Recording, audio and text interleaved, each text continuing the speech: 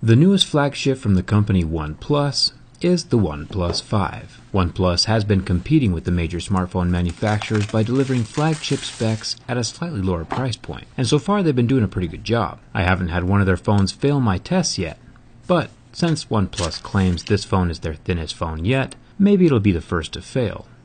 Let's get started.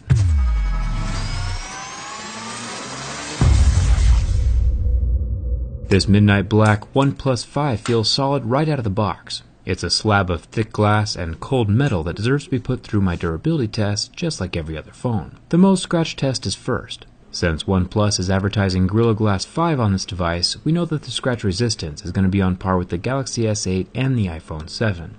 It'll scratch at a level 6, with a deeper groove at a Mohs 7. The strongest screen I've ever tested was the Sapphire screen of the HTC Ultra, which scored a level 8. Either way, keys, coins, and razors will not scratch the OnePlus screen. Speaking of unscratchable, the home button is made from ceramic, a material harder than glass. This means that the fingerprint scanning touchpad won't be damaged by anything normal, unless, of course, your phone is tumbling around in a bag full of uncut diamonds, which would actually be a fantastic problem to have. Until then, physical fingerprint scanner damage is not going to happen.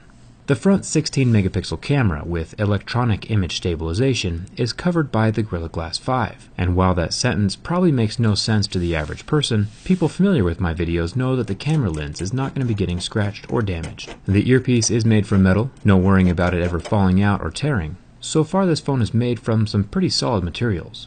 On the back of the phone we have one of my favorite new features, the dual cameras. When I first used a dual camera phone, I thought it was going to be a gimmick, but after using it, it's definitely a feature that's here to stay for a while. The regular 16-megapixel camera and the 20-megapixel zoom lens are both covered by the same piece of glass and are scratch resistant. The flash is plastic, but that's normal and nobody cares. Now it might have crossed your mind that this phone looks a lot like another popular phone on the market right now, and you're not wrong. The iPhone 7 Plus and the OnePlus 5 are eerily similar. The iPhone does look slightly more premium with its aluminum body curving right up to the lenses, but it also has about half the megapixels as the OnePlus 5. My buddy Saf over at Super Saf TV does some pretty sweet side-by-side camera comparisons, so it'll be interesting to see what he says about the cameras. I'll link his video in the video description. The OnePlus 5 and the iPhone 7 Plus do have a pretty similar physical footprint though. Now, back when the company OnePlus first started making phones in 2014, they released the OnePlus One, whose name might have been based off the exclusive invite-only system that was required to buy one of their phones. The OnePlus 2 was also invite-only, and finally, with the OnePlus 3, they got rid of that invite system. You might have noticed that they skipped the number 4. Skipping the OnePlus 4 might be out of respect to some Asian nations who are superstitious of the number 4. The number 4's pronunciation is very similar to the word for death. Nokia has also been skipping the number 4 with their phones for the exact same reason. And that's a pretty valid reason. Nobody else in the world wants to buy a phone named Death either. You also might be thinking to yourself that a razor blade is a bit extreme for a scratch test. And I agree. I did try some more realistic objects like my keys. They initially left a mark, but the marks rubbed completely off. I also tried a metal coin, scratching the anodized back metal, and these marks as well could be magically erased from the back of the phone with my finger.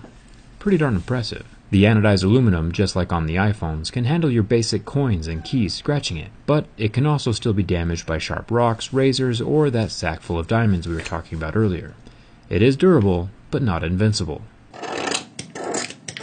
The volume button is made from metal, along with the mute switch, which is a feature that I wish was on more cell phones. I've come to miss it on my own Galaxy S8. The dual SIM card tray and power button are also metal. Down here at the bottom of the phone we have our USB-C slot and even a headphone jack. If you don't mind the lack of water resistance, this device has pretty much every useful tool a person could want in a cell phone. It looks like the phone is made out of premium feeling metal everywhere, and that makes me happy. Time for the burn test. The OnePlus 5 is rocking a 5.5-inch AMOLED screen and lasted a surprisingly long time under the heat from my lighter. It was burning for about 40 seconds before I noticed a faint white mark forming on the pixels. The pixels never did recover, so like if you ever drop your phone in a fire, try to rescue it as soon as possible, or just don't drop your phone in a fire. And finally we have the ultimate test of build quality, the bin test. Since OnePlus was bragging about thinness on this phone, I was slightly nervous that the phone would break. Turns out I had nothing to worry about. The screen does pop out from the frame, which shows us that there is no waterproofing adhesive, like we saw during my iPhone 7 test, but the phone locks out after the pop and does not bend any farther. It's even less flexible from the front side, since that screen is set down inside the metal frame, keeping things from moving around at all. This OnePlus 5 definitely passes the bend test. One interesting thing is that OnePlus is advertising 2.5D glass on their phone. If you remember, the HTC U11 advertised 3D glass. You can tell that the 3D glass has a major curve to it, while 2.5D is more of a bevel, leaving the glass itself flat, allowing it more give and play during any stressful situation. The rigid 3D glass, combined with that flexible metal frame on the U11, is what got it obliterated during my last durability test. The OnePlus 5 also has a plastic buffer between the glass and the metal, which will help the screen survive against impacts or drops. These subtle differences in construction that you normally wouldn't notice go a long way in the durability of a device. But like always, you can plop a case on your phone and just have nothing to worry about. I always have a case on my phone.